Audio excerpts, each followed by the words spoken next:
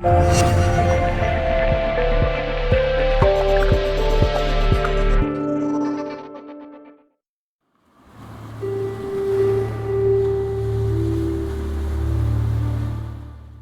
awareness of spirit guides came in as a very young age, as Gabriel pointed out.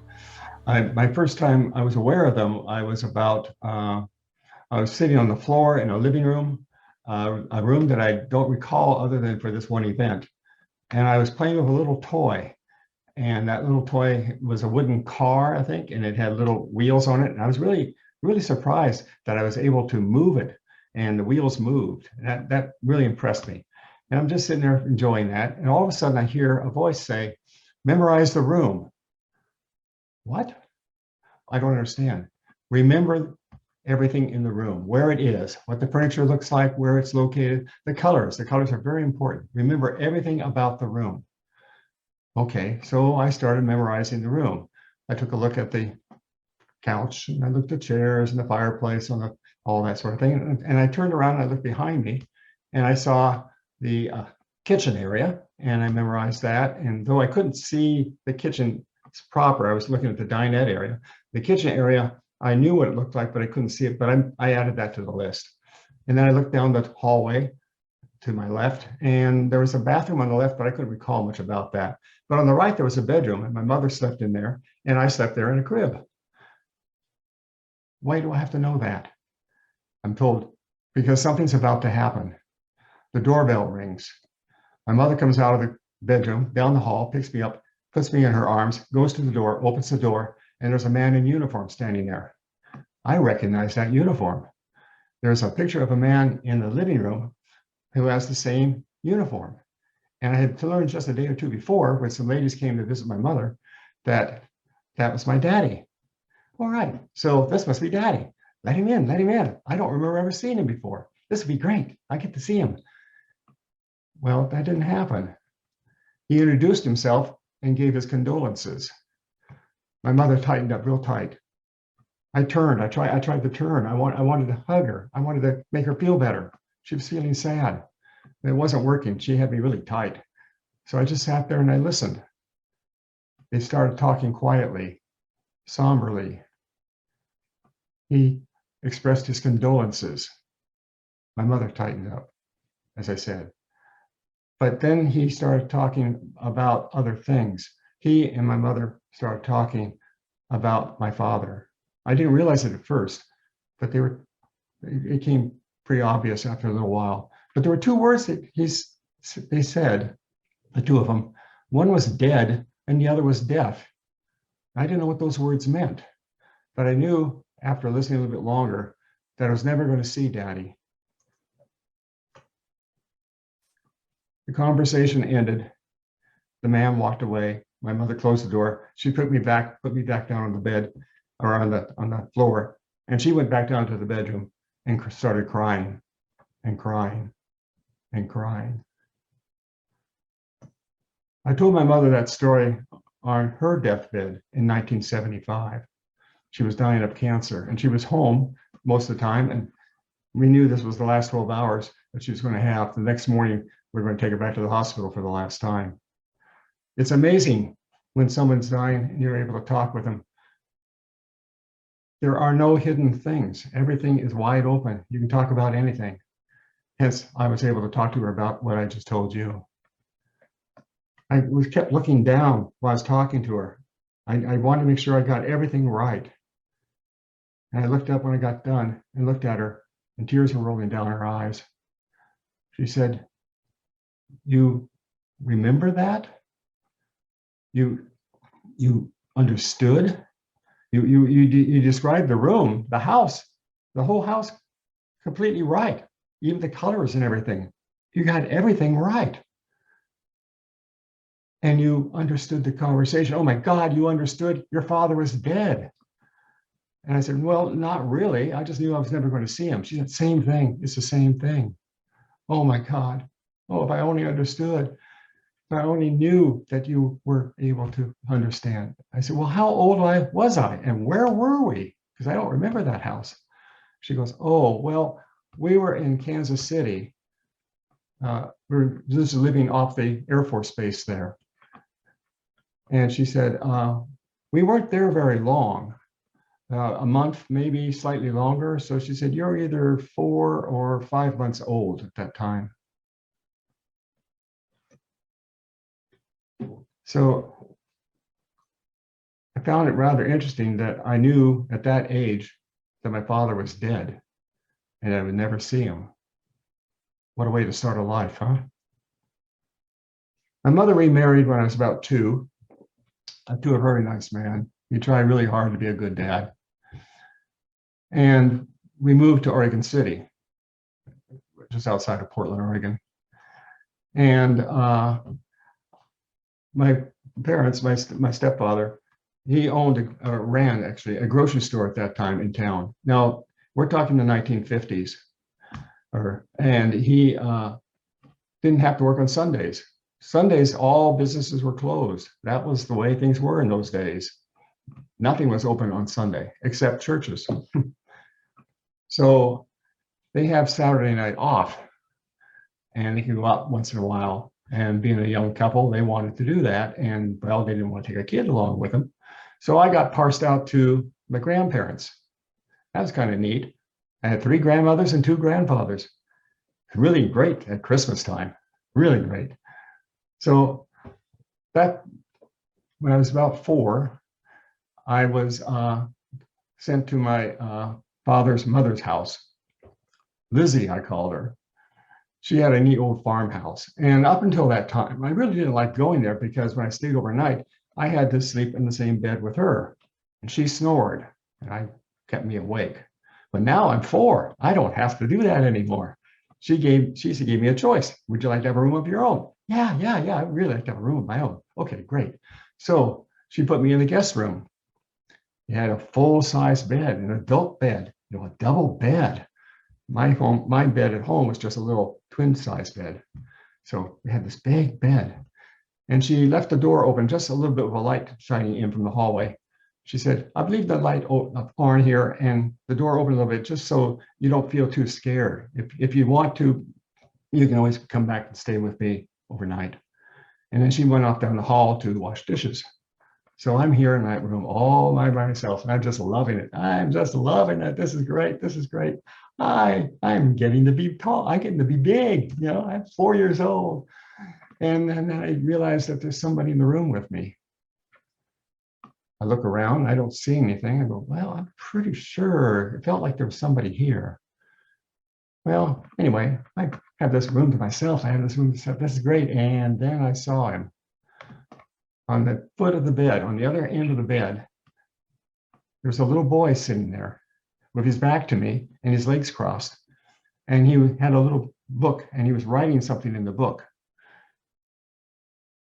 I go, who is he? Then it dawned on me, well, wait a minute, that's not a boy. He's bluish white, and I can see through him. That kind of sounds like it's supposed to be a ghost, but it didn't feel like it was a ghost. I didn't feel bad about it. I was kind of curious about him. So I just watched him, And eventually he stopped writing, and he turned and looked at me. He goes, hello. I said, hello. Okay, now we're staring at each other. This is, yeah, okay, now what? So I asked, who are you? He said, I'm your guardian angel. You're my what? I'm your guardian angel. That started a conversation. And in that conversation, I learned a few things. I had more questions at the end of it than I did answers, but I asked him if he's going to be coming back again or not. It was just a one-time shot that he was checking on me, he was said. And he had to report back to a supervisor or somebody more powerful. I don't know, somebody. And I asked him if he's going to be coming back again or not. And he said, yes, he'd be seeing me once or twice more for sure, just checking in. Which meant to me that there was a path of some sort I was supposed to be doing. Now I'm 4 years old. I'm kind of used to being told to do things and you better do them. So I'm asking about, well, what's this path? What's this path? And he goes, well, I can't tell you because you have choice. You have choices. You can do anything you want. You don't have to follow any particular things. Yeah, well, I know when I don't follow things, things don't work out too well. But no, that's okay. It's okay. You can do anything you want. About that time, my grandmother comes down the hall. She yells, Gregory, who are you talking to? Nobody. Well, be quiet and go to sleep. And she closes the door and turns off the light outside. I turn to look, and he's gone. Later that year, same year, I'm still 4 years old. I'm in our new house in Oregon City. I'm on the second floor. My parents have the first floor bedroom. And on the second floor, I'm floating up and down at night, floating out of the bed. And it's so wonderful. It feels so good to just float up and down. And I do that every night. It was just a wonderful thing to be doing. And slowly but surely,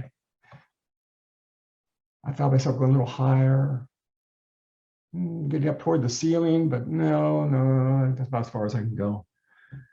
And then two spirit guides appear. They say, hey, give me an arm. You can go higher. You can go higher. No, you can go higher. You can go higher. Well, they convinced me finally to do so. And I went right through the ceiling, right through the roof of the house, and I'm flying up high into the sky. And I could see the whole neighborhood. They said, we can fly higher, fly higher. So I fly higher and I go above the clouds. You can fly higher, you can fly higher. Okay, fine. So we go way out. And they said, stop. Well, okay, what's wrong? And they said, turn around, take a look. I turned around, I looked, and there was Earth. Beautiful, beautiful blue sky, clouds, green, a little bit of brown here and there. And I could feel the energy, the love coming from the earth. I could feel all that beauty, that love, and it just felt good. It felt so good. And then I looked around and whoa, everything else is black. There's some stars out there, but that's cold. Wait a minute. How can I be out here? I shouldn't be able to be alive. There's this thing called air. They said, oh, don't worry about that. Your body's still in bed. It's you that came out here. You don't need air. Oh, okay. But I think I want to go back home now. No, we're not done. We're not done. So they took me out further, higher. We went way out into the solar system and we stopped. Okay, now what? I'm looking around. I can see Jupiter way off over there. But where are we? What are you doing out here? We're waiting for others to show up. Oh, okay. Well, 3 other guides show up, and the 2 that take me out there, they say, we'll see you later. And the 3 say, okay, we're taking you really fast, and you're going to go with us now. And I said, well, where are we going? He said, well, we're going on a journey. Okay. Been told that before. So we take off. I got one on my right side, one on my left side, and one behind me. All right. And away we go. And we're going fast, all right. And then we enter a tunnel of colors. Blues, greens, whites, yellow, stripes going by on both sides, just going by.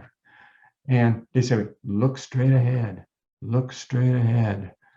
Don't lose track of. We don't want to lose you. Keep going. And eventually we get out of the other end and we're in a black void. I said, well, now what? They said, well, we're waiting. I think we've done that before. Slowly but surely, 2 white lights started showing up. They came toward me. And by the time they got up to me, they were full-size adults. But they didn't look like adults. They were white lights, bright white lights. And they kind of had a silhouette like a human, but not really, not completely. Kind of like they're pretending to be. And the one on the left said, we're your teachers. We're here to teach you what you need to know in this life on Earth. Repeat after me. And it told me something, and I had to repeat it back. Well, I didn't do it too well, but we went back and forth a bit. And then the other one says, I have something for you too. So now I had to learn what that one's saying, but again, I wasn't getting it too right. Next thing I know, I wake up in bed in the morning. Whoa. That was a weird dream. That was just a really weird dream. Okay. So then I keep on floating every night. Keep floating. I mean, that's really a wonderful experience. You should try it. It's really fun. He came back. They want to see you again. So we go back to the void and they say, repeat after me. Okay, we do it again. Both of them do it. I'm back at home, waking up in the morning, going, okay, twice now this has happened. So this is not just a weird dream. This is something more than just a dream.